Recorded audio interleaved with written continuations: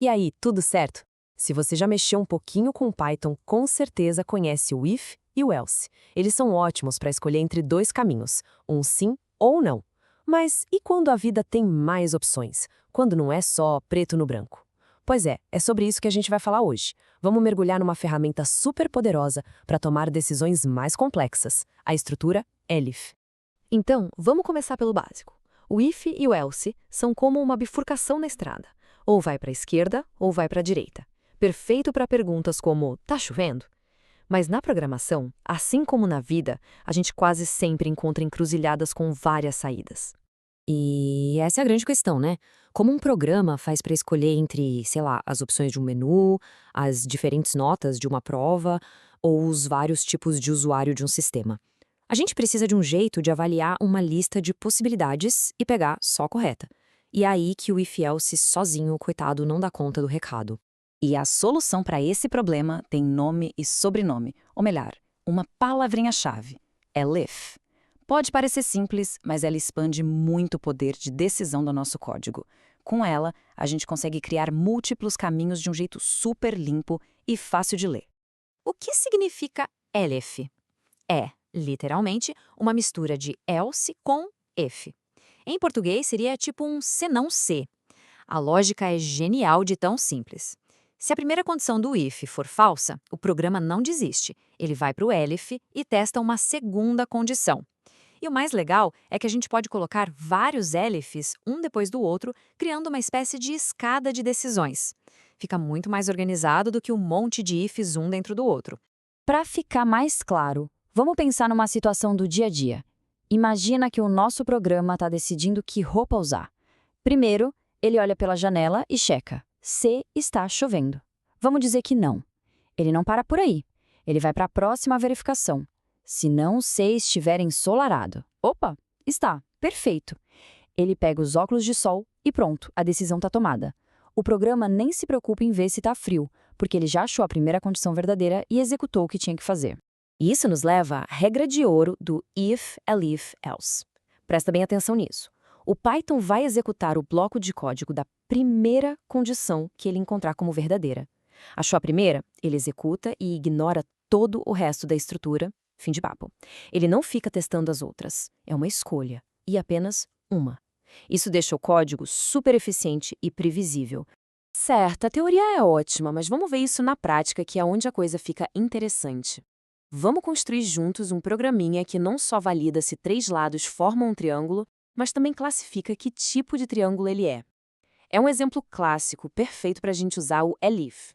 O nosso objetivo aqui tem duas partes. Primeiro, a gente precisa garantir que os três números que o usuário digita podem de verdade formar um triângulo. Tem uma regra para isso.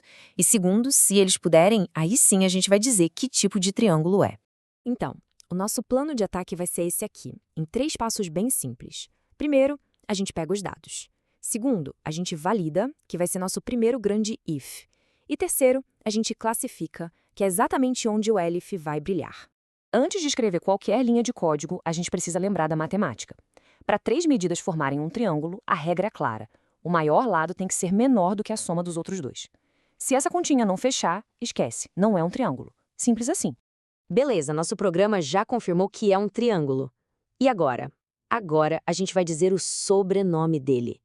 Temos 3 possibilidades. Equilátero, se todos os 3 lados são idênticos. Isósceles, se só 2 deles são iguais.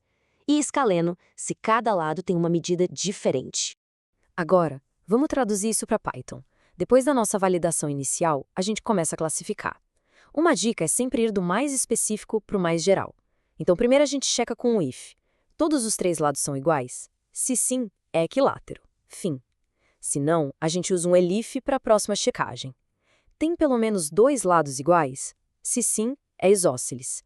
E se nenhuma dessas 2 opções for verdadeira, só sobra uma, que a gente pega com else. Só pode ser escaleno. Agora, uma parte que é muito, mas muito importante. Quando a gente usa elif, a ordem das condições não é só um detalhe. Ela é a essência da lógica.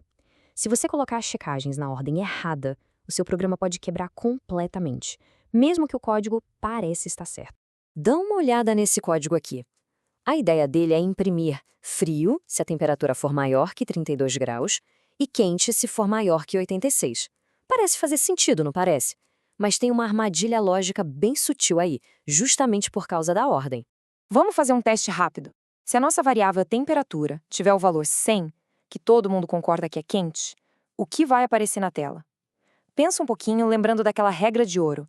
O programa para na primeira condição que for verdadeira. E a resposta é frio. Ué, como assim? Simples, porque 100 é maior do que 32. A primeira condição, o if, já deu verdadeiro. O programa executa o print frio e ignora completamente o elif. A checagem para ver se era maior que 86 nunca nem aconteceu. A ordem aqui estragou tudo. Ufa, cobrimos bastante coisa hoje, hein? A gente viu o que é o elif, como ele funciona no dia a dia, aplicamos num exemplo prático com triângulos e ainda vimos uma pegadinha clássica sobre a importância da ordem das condições. Então, para a gente fechar, o que fica de mais importante? Else if é como se fosse o seu plano B, plano C e assim por diante no código. Ele deixa as decisões complexas bem mais fáceis de ler. Lembre-se sempre, a primeira condição verdadeira é a que ganha, e a ordem que você escreve as suas checagens dita completamente a lógica do seu programa. E para terminar, vou deixar um desafio. Com base no que a gente conversou, como o código da temperatura poderia ser arrumado para funcionar do jeito certo e imprimir quente quando a temperatura for 100? Pensar nisso é um ótimo jeito de garantir que o conceito ficou claro. Obrigada pela companhia e até a próxima!